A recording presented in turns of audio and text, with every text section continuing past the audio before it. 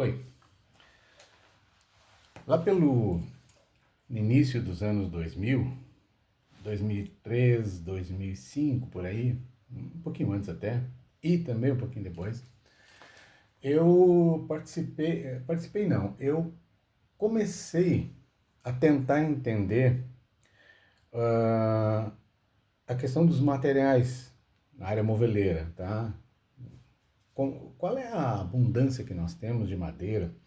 Porque já se falava bastante no desmatamento da Amazônia, enfim, na questão ambiental, e existe uma questão política envolvida. Eu, sem me envolver na questão política, mas eu, como designer de produto, e principalmente trabalhando muito e muito com madeira, praticamente só madeira, muito pouco metal, eu queria tentar entender qual a dimensão da disponibilidade desse material e que tecnologias estavam em curso de desenvolvimento, estavam sendo preparadas para avançar a qualidade da madeira. Vou explicar. Na década de 1980, início dos anos 80, eu já desenhava móveis e entrou em moda o uso do pinus. Tá? Até então se trabalhava muito com madeiras da Amazônia, estava na moda a madeira da Amazônia. A madeira tem ciclos, um dia eu posso falar sobre os ciclos da madeira, tá? No uso da movelaria. Mas essa fase era a fase da madeira da Amazônia e também da embuia, que é aqui do sul, Santa Catarina e Paraná. De Santa Catarina, oeste do Paraná. Mas basicamente madeiras que vinham da Amazônia, por quê? Porque em 1970, na década de 70, o governo militar entendeu que deveria povoar a Amazônia por uma questão estratégica e tal, e para isso era necessário permitir a chegada na Grande Amazônia, e foi construída então a famosa rodovia Transamazônica, que só foi concluída agora há poucos anos.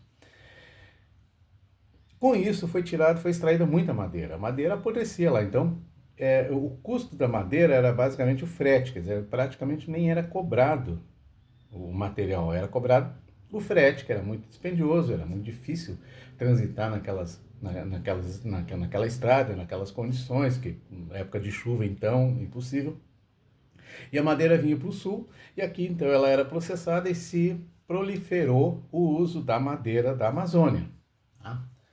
Muito bem. Na década de 1980, início dos anos 80, já começou a se falar em, restrição, talvez futura, do uso dessa madeira. E foi quando alguém teve a ideia de plantar pinus iliotes. Anotem bem esse nome. Deixa eu desligar aqui, tá? Anotem bem esse nome, pinus iliotes, tá? Depois eu vou falar de outro pinus. E o pinus iliotes, ele é uma árvore que ele cresce muito rápido, em questão de 15 anos, já dá para fazer o corte, 15, 20 anos, e ele alcança uma dimensão bastante, né, um diâmetro bastante considerável, e o rendimento era muito bom. Então, começaram a lotar os campos vazios e, em alguns casos, até tirar outras madeiras para plantar pinos. E isso virou uma febre, virou uma moda tremenda. Ele era chamado de Riga brasileira, né?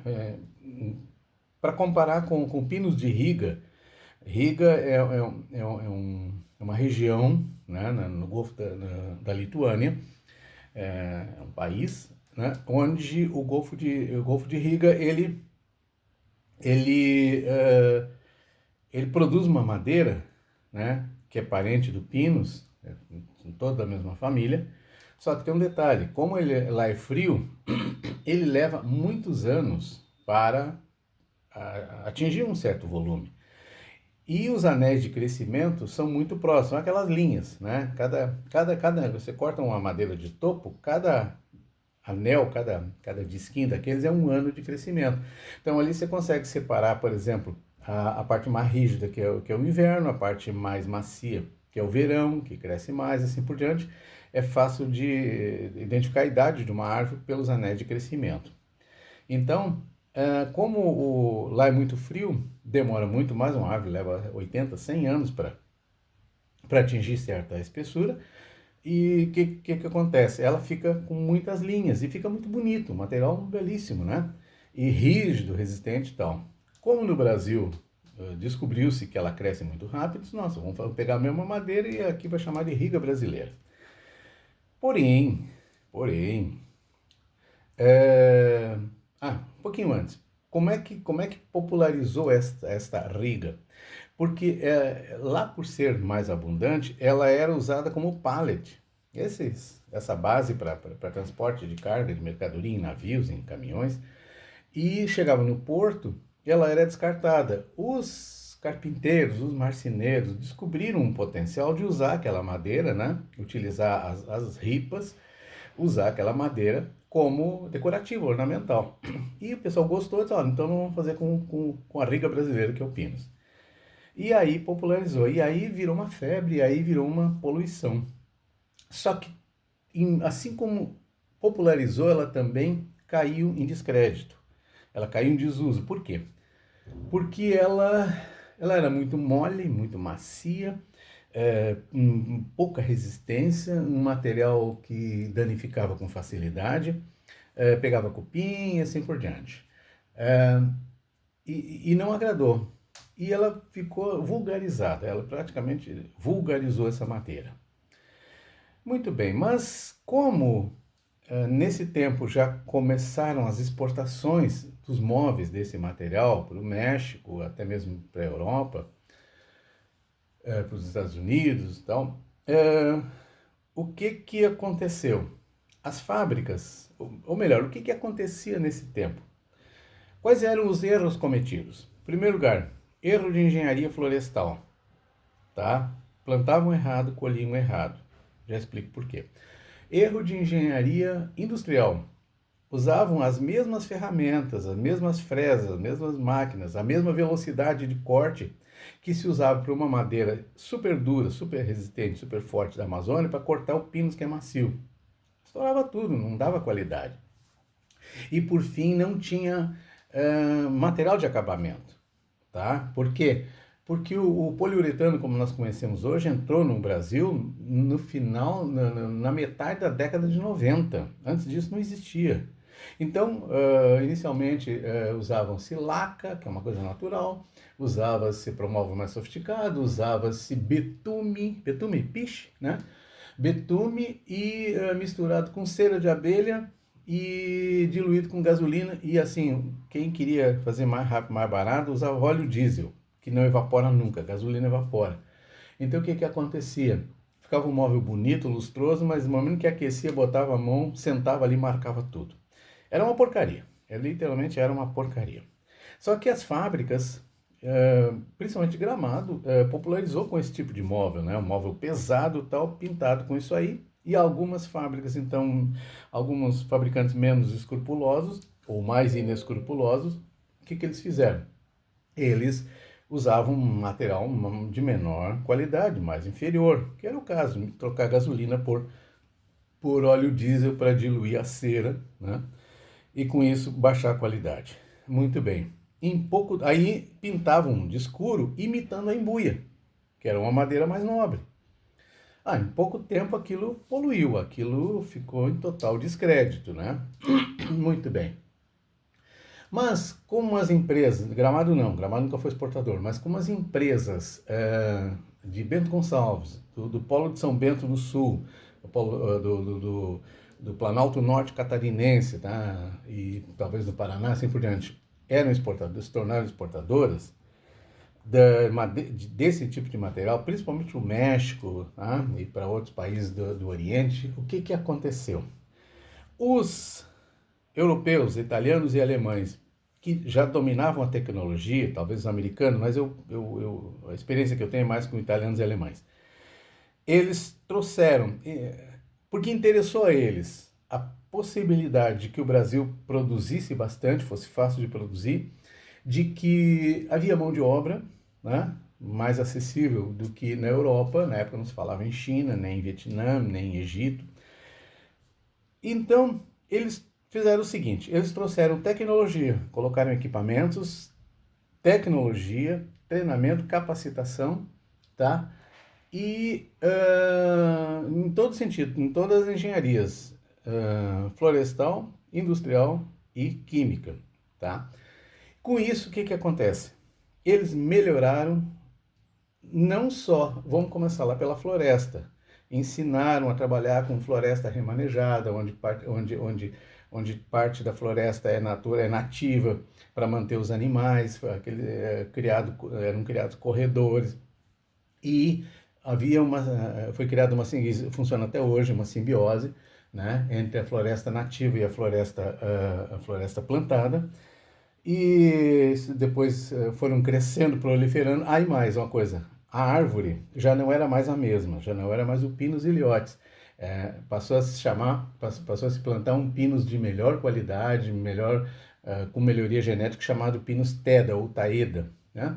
Que a medula dele é menor, medula é aquele miolinho vermelhinho lá no meio que é podre, né? A medula é menor, mas ele tem um bom desenvolvimento também, só que ele tem mais rigidez, enfim, tem mais qualidade.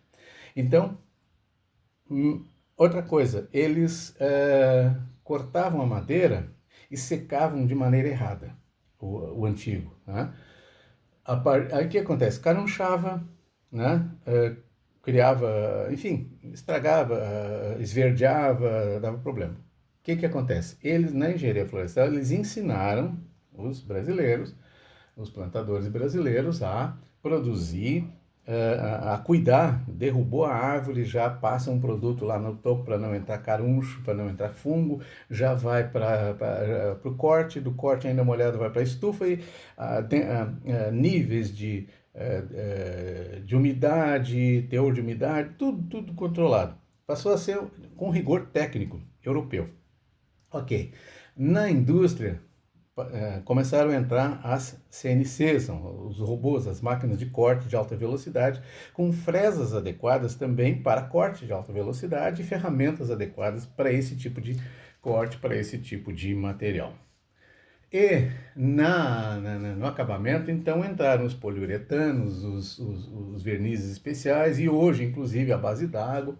Quer dizer, melhorou muito, melhorou tudo, tá? E mais a tecnologia. Por exemplo, eu trabalhei em empresa, eu prestei consultoria a empresas que atendem a IKEA. A IKEA é essa internacional, que é a maior loja de móveis do mundo e não fabrica nada. Eles terceirizam tudo, compram tudo.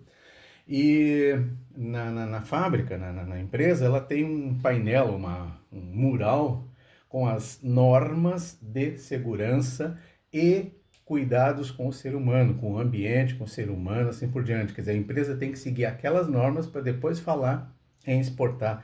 E aí segue todo um rigor de padronização para que quando chegue no consumidor seja ela fabricado na China, seja fabricado no Egito, seja fabricado na Tailândia ou no Brasil, o produto é o mesmo, assim mais ou menos como faz o McDonald's e outro com seus alimentos, tá? Na movelaria é bem parecido.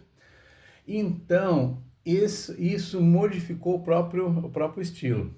Ainda havia alguns gargalos, por exemplo, do acabamento, onde o Pinus marcava, etc. E esse que vos fala, esse que vos manuseia as mãos ao falar, não sendo italiano,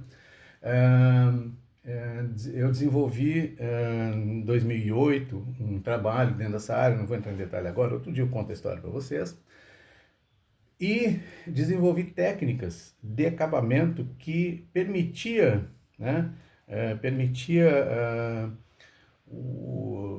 que mesmo que houvesse um dano, uma batida na superfície, tá? Essa marca que iria naturalmente acontecer por essa batida, ela não danificaria, não teria que refazer todo o acabamento do móvel, ela faria parte do conjunto. Enfim, e foi utilizado e é utilizado até hoje. Muito bem. Então,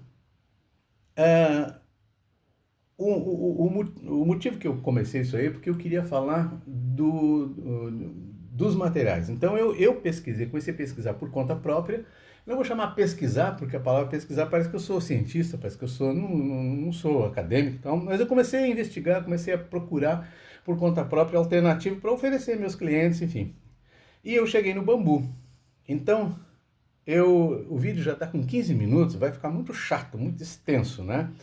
E eu quero economizar um pouco a paciência de vocês. Mas no próximo vídeo eu quero falar sobre o bambu, ok? Tá prometido então, se Deus permitir, e até lá. Abração em todo mundo.